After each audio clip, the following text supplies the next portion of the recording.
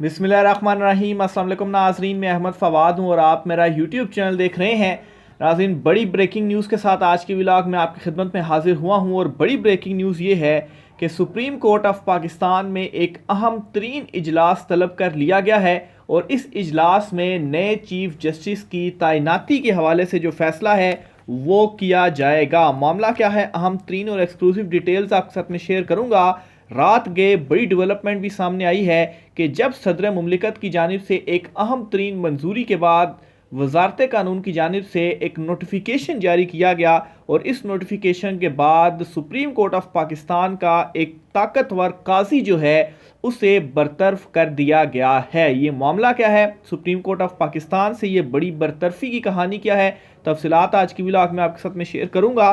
और इसी तरीके से नाज़रीन, शहबाज शरीफ की बर्बादी का जो वक्त है वो भी शुरू हुआ चाहता है, क्योंकि इमरान खान साहब ने इंतहाई अहम मामले के ऊपर सुप्रीम कोर्ट ऑफ पाकिस्तान से बिल आखिर रुजू कर लिया है। इस हवाले से भी कुछ अहम तरीन तफसीलात हैं, वो भी आज के व्लॉग में आपके साथ में शेयर करूंगा। सबसे पहले तो नाज़रीन एक अहम तरीन अपडेट आपके साथ मैंने शेयर करनी है ट्विटर यानी कि एक्स की बंदिश के हवाले से।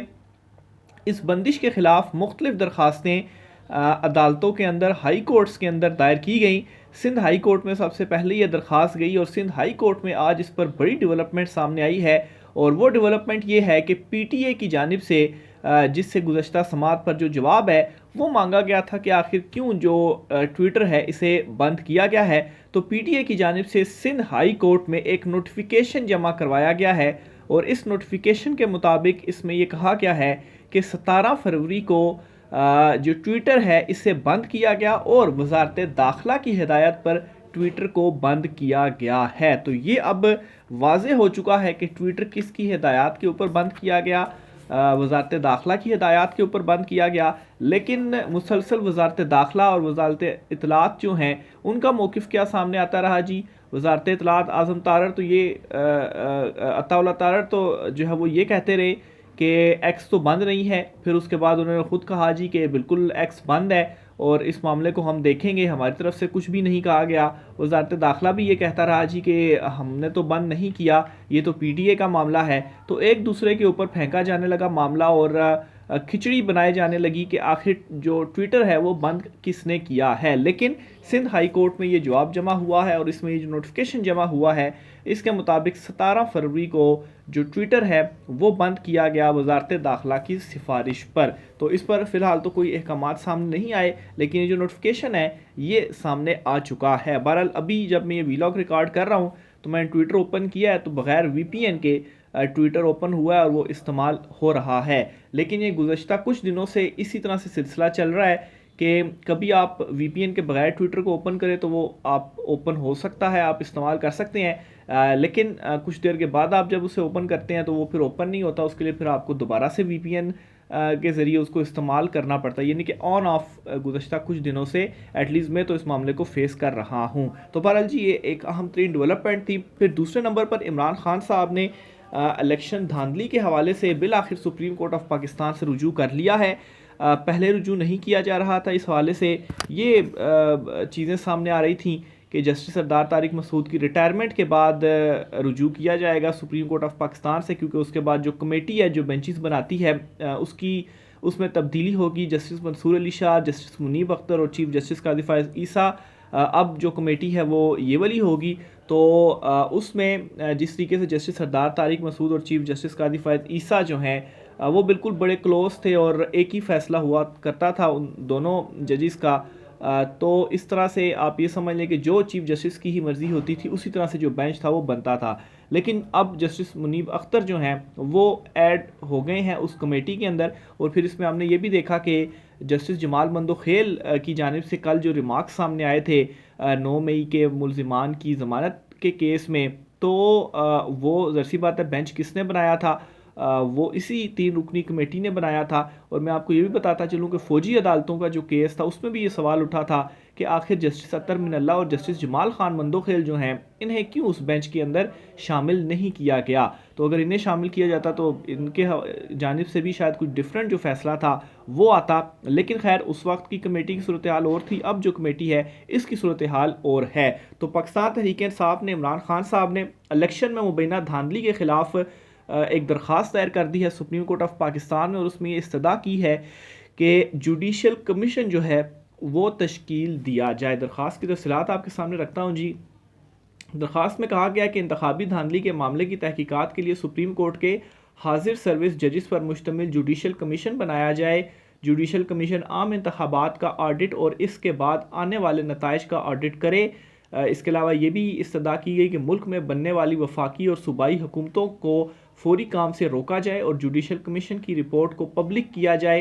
8 फरवरी 2024 होने वाले आम इंतखाबात में कोई भी सियासी जमात अकेले हुकूमत बनाने के लिए सादा अक्सरियत हासिल नहीं कर सकी थी। बहरहाल जी ये इमरान खान साहब की जानिब से दरख्वास्त दायर की गई है। अब ये दरख्वास्त क्यों इंपॉर्टेंट है, क्योंकि इस वक्त सुप्रीम कोर्ट ऑफ पाकिस्तान में जो सूरत हाल चल रही है तो इस हवाले से जो बाखबर हल्के हैं उनकी जानिब से ये दावा सामने आ रहा है कि सुप्रीम कोर्ट ऑफ पाकिस्तान में भी कुछ सोच इस तरह से है कि ये जो इलेक्शन और इंतखाबी धांधली का मामला है ये तो ट्रिब्यूनल्स का मामला है, ट्रिब्यूनल्स में जाना चाहिए। लेकिन दूसरी सोच एक ये भी है कि ये ट्रिब्यूनल्स का मामला इसलिए नहीं है क्योंकि इसमें जिस तरीके से मुबैना तौर पर धांधली और चीज़ें सामने आई हैं फॉर्म 45 और फॉर्म 47, तो इसके ऊपर जो कमीशन है वो बनना चाहिए। तो अब ये दो मुख्तलिफ सोचें हैं। देखें अब इमरान खान साहब की इस दरख्वास्त के ऊपर जो बेंच बनता है और फिर बेंच भी किस तरीके से बनेगा, वो जो कमेटी है वो बनाएगी, उसमें तो वाज़ेह तौर पर जस्टिस चीफ जस्टिस कादी फायज़ ईसा एक साइड पर और जस्टिस मुनीब अख्तर जो हैं उनकी सोच एक साइड पर है,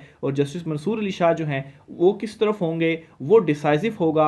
और वैसे इंतखाबात के हवाले से एक केस में जस्टिस मंसूर अली शाह साहब की जानिब से ये चीज़ें सामने आई थी जिसमें इनडायरेक्टली ये इशारा मिला था कि बल्ले का जो निशान है वो नहीं लेना चाहिए था। बहरहाल जी यानी कि इस तरह से आउट नहीं करना चाहिए था, इनडायरेक्टली आप उसको कंपेयर कर सकते हैं। बहरहाल जी अब देखें इसके ऊपर क्या जो बेंच है वो बनता है और ये बड़ा इंपॉर्टेंट होगा, और फिर उसके ऊपर आया सुप्रीम कोर्ट जुडिशल कमीशन बनाती है या नहीं बनाती। तो ये अहम तरीन डेवलपमेंट थी जी जो कि आज सुप्रीम कोर्ट ऑफ पाकिस्तान में हुई है। इसी तरीके से नाजरीन आज सुप्रीम कोर्ट ऑफ पाकिस्तान में एक अहम तरीन जो इजलास है वो भी बुलाया गया है, और ये इजलास बेसिकली चीफ जस्टिस की तैनाती के लिए बुलाया गया है, और जुडिशल कमीशन का ये इजलास है और 25 मार्च को ये इजलास तलब किया गया है। इस इजलास में जस्टिस हाशिम खान काकड़ जो हैं उन्हें chief justice Balochistan high court बनाने के ऊपर गौर किया जाएगा। जस्टिस हाशिम खान काकड़ इस वक्त कायम मकाम चीफ जस्टिस बलूचिस्तान है, लेकिन इनको चीफ जस्टिस बनाया जाएगा। और इसी तरीके से जी इजलास में सिंध हाई कोर्ट के 6 एडिशनल जजिस की मुस्तकली का जो मामला है इसका भी जायज़ा लिया जाएगा, और कमेटी जो है वो जायज़ा लेने के बाद मंजूरी देगी और फिर अपनी जो सिफारिशात हैं वो कमेटी में भेजेगी, फिर पार्लिमानी कमेटी फाइनलाइज करेगी, दैन वजारत कानून जो होगा वो नोटिफिकेशन जारी कर देगा। तो ये अहम तब्दीली हुई भी है जी बलूचिस्तान हाई कोर्ट में। इससे पहले बलूचिस्तान हाई कोर्ट के जो चीफ जस्टिस थे वो तैनात हुए बतौर जज सुप्रीम कोर्ट ऑफ पाकिस्तान में, तो इसलिए वहाँ पर फिर चीफ जस्टिस की जो तैनाती थी वो होना थी, और अब ये जो इजलास है वो सुप्रीम कोर्ट ऑफ पाकिस्तान ने तलब कर लिया है। तो बड़ा अहम ये इजलास होने जा रहा है। इसी तरीके से नाज़रीन आज एक और बड़ी डेवलपमेंट हुई है जस्टिस मुज़ाहिर अकबर नकवी के हवाले से, और सुप्रीम कोर्ट के काजी मुज़ाहिर नकवी जो हैं इनकी बरतरफ़ी की जो राय दी थी सुप्रीम जुडिशल कौंसल ने, इस राय पर बिल आखिर सदर मुमलिकत की जानिब से इन्हें बरतरफ कर दिया गया है, और वजारत कानून ने इनकी बरतरफ़ी का जो नोटिफिकेशन है वो भी जारी कर दिया है। यानी कि जो इनका रेजिग्नेशन है वो तो अब गैर मुसर हो गया, अब रेजिग्नेशन का कोई वो मामला नहीं है, और जो इनको मराद वगैरह मिलनी थी वो भी गई, क्योंकि इनको अब बरतरफ कर दिया गया है सुप्रीम जुडिशल कौंसल की राय की रोशनी में। कुछ रोज़ कबल ही जो सुप्रीम जुडिशल कौंसल थी उसने अपनी राय दी थी। क्या कहा है जी सदर मुमलिकत के बाद वजारत कानून के नोटिफिकेशन में आपके सामने मैं रखता हूँ जी। सदर मुमलिकत आसिफ अली जरदारी ने साबिक ये काजी हैं जी मुज़ाहिर नकवी को बरतरफ करने की मंजूरी दे दी है। वजारत कानून ने सुप्रीम कोर्ट ऑफ पाकिस्तान के साबिक जज मुज़ाहिर नकवी की बरतरफ़ी का नोटिफिकेशन भी जारी कर दिया है, और नोटिफिकेशन के मुताबिक सुप्रीम जुडिशल कौंसिल ने मुज़ाहिर नकवी को जुडिशल मिसकंडक्ट का मुर्तकिब करार दिया था। मुज़ाहिर नकवी के बतौर जज मुस्ताफ़ी होने का नोटिफिकेशन भी वापस ले लिया गया है। फिर इसी तरीके से ये कहा गया है उस एलामिया में, नोटिफिकेशन में, कि सुप्रीम जुडिशल कौंसिल ने मुज़ाहिर नकवी के ख़िलाफ़ 9 शिकायत का जायज़ा लिया। इन शिकायत का जायज़ा आइन के आर्टिकल 206 की शिक 6 के तहत लिया गया और मुज़ाहिर नकवी इन शिकायत में मिसकंडक्ट के मुर्तकिब पाए गए हैं, जिसके बायस इन्हें जज के ओहदे से हटा देना चाहिए था। तो ये जो अहम तरीन नोटिफिकेशन है वो जारी किया गया है और ये अफेक्टिव कब से होगा इसका भी मैं आपको बताता हूँ जी। 10 जनवरी 2024 से ये अफेक्टिव होगा, यानी कि इनकी जो बरतरफी लागू हुई है वो 10 जनवरी 2024 से लागू की जाएगी। तो बिल आखिर जी जस्टिस मुज़ाहिर साबिक जस्टिस जो हैं मुज़ाहिर नकवी साहब ये बरतरफ हो चुके हैं। अब इसके हवाले से भी दो तरह की इस वक्त चीज़ें सामने आ रही हैं। एक तो ये कि एक पॉजिटिव वे में भी इसको इस तरह से देखा जा रहा है कि ठीक है, अगर किसी जज ने कोई मिसकंडक्ट किया है तो फिर उसके बाद अगर उसके खिलाफ कार्रवाई होती है सुप्रीम जुडिशल कौंसिल में और अगर वो इस्तीफ़ा दे देता है तो फिर उसके खिलाफ क्या कार्रवाई रुक जाएगी?